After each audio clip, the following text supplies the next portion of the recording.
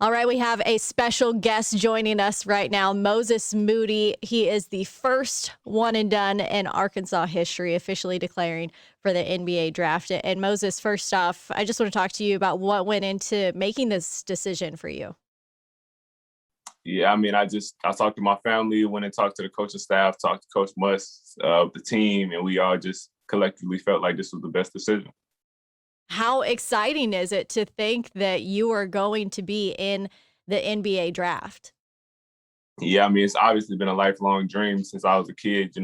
Watching NBA on TV. I haven't even been to that many games to be in the stands to watch the NBA. So being on the floor is going to definitely be a surreal experience. I read the statement that you put out, and you talked about Razorback Nation and the support that they gave you this entire season. So, what was it like to have them behind you and playing for Arkansas, a state that you're from? Yeah, it was great just having that feeling of putting the state on your back, your home state, and just putting on for your city, almost you could say, and just having the support that we had even with the COVID year. Like I said in the speech, but I was saying that it just felt like a packed house every night, even though it was limited fans. And then the fact that they all traveled to the tournament. I mean, I wasn't expecting it, and when I heard them call the Hogs the first time before the game, it just felt like it was at home playing a home game all the way in Indy. Also, you mentioned that you wanted to make the state proud and you wanted to put Arkansas basketball back on the map, which I can safely say I think you definitely did. And what was that like for you to know that your experience at Arkansas went so well? Are you happy with what you accomplished? Yeah, definitely. I mean, before the season, that's what I wanted. I said I wanted our team to be remembered as winners, and I mean, we just took that approach, and we just was trying to win, sacrificing everybody sacrifice for the betterment of the team. So just with a team of selfless guys like that was willing to put selfish needs and wants aside and just do what's better for the team. I mean, we couldn't ask for anything more. And playing for Eric Musselman this season, what was it like playing under him and also the discussion that you had with him about deciding to go pro? Yeah, I mean, it was a great experience playing for Coach Muss. I mean, he's very energetic, and he just brings that approach to the game. So you can never be too melatonin during the game, like monotone during the game. He's gonna light that fire under you. But at the same time, we have coaches like DP that's not as energetic, so we have a good mix on the bench.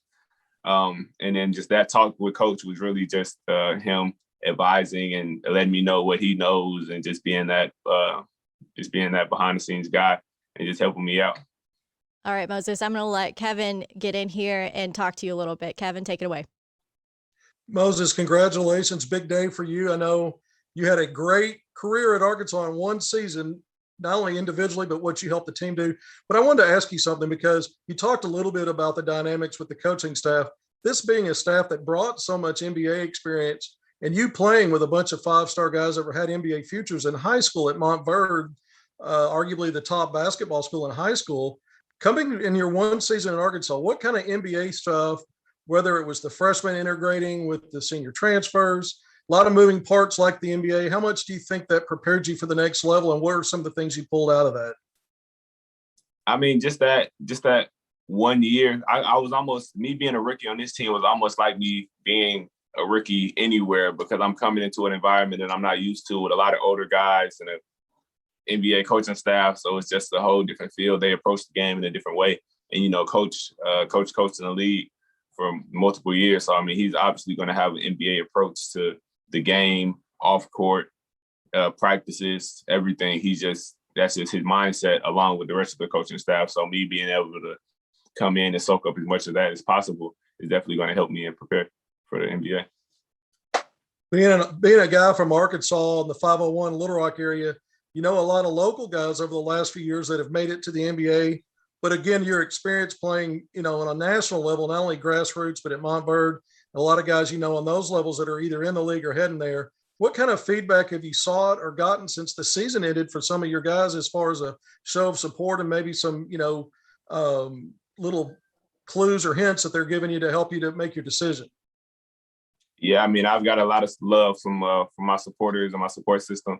Just young guys coming up playing in the Arkansas scene is possible. I feel like this is going to be good for young guys, just knowing you can make it through Arkansas, and I'm glad that I could be a part of that and just somebody for them to look to.